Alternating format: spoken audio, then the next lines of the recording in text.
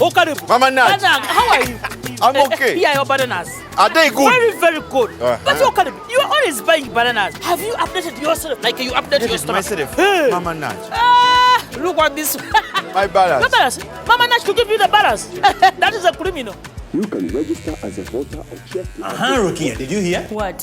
Vote update is happening. If you don't register, who will vote for your honorable? Rastad. Zara, did you send that report? I forwarded your email this morning. Peter, can you imagine? I just verified my voter's details online. I just verified my voter's details online, and it's as easy as sending a WhatsApp message.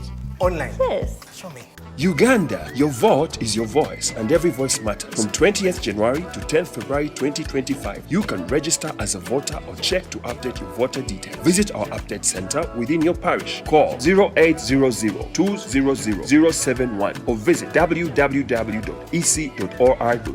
today. This message is brought to you by the Electoral Commission of Uganda. Poliisi mu Kawempe eyongedde okukubiriza abavuzi ba bodaboda okubeera n'empisa ssaako n'ogoberera amateeka ku nguudo okusobola okukendeeza ku bubenje mu ggwanga.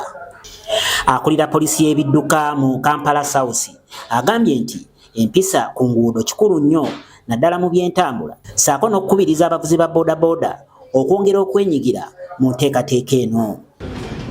Discipline ayina kye bayita respect of hierarchy and command. Hierarchy and what? Command. Ate yatwala poliisi y'ebidduka mu Kawempe agamba nti abavuzi ba bodaboda balina okukolaganira awamu ne poliisi mu nteekateeka ey'okugenda mu maaso. Mbasaba oba kyemba njogiza mbasaba naye bwe muba muvuge bulungi muvuge bulungi kubanga kyendaba ebiseera ebisinga naye aba boda nga bafa naye ng'oluusi bo bennyini ebeereredde okukola ki okufa.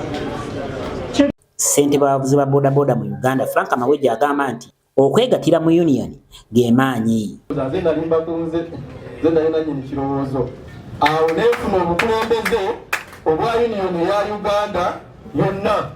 Asante sana. Era kati njala okubategeeza mutabani wa Muweeka Wempe yakulembera Uganda mu bodaboda.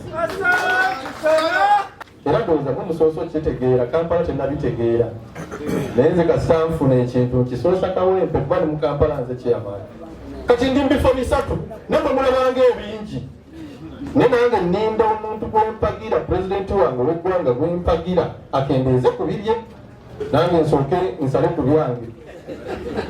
Pulezidenti waffe wa Uganda mumumanyi Jenerali Kaguta Museveni ye chairman w'Osolo e Lwakitula ye chairman w'e NRM ye president waffe w'eggwanga ate ye chairman wa NAMU.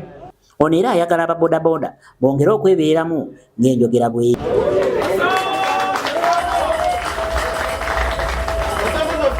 Zitandikira ku mwezi gumu mpaka ku myezi egyo kati bw'onoonya z'oba olina okuleta buli lunaku oba 13 oba 15 oba togenda kutubba. Waliwo abavuzi ba bodaboda abalina ensonga zaabwe ze bannyonnyola.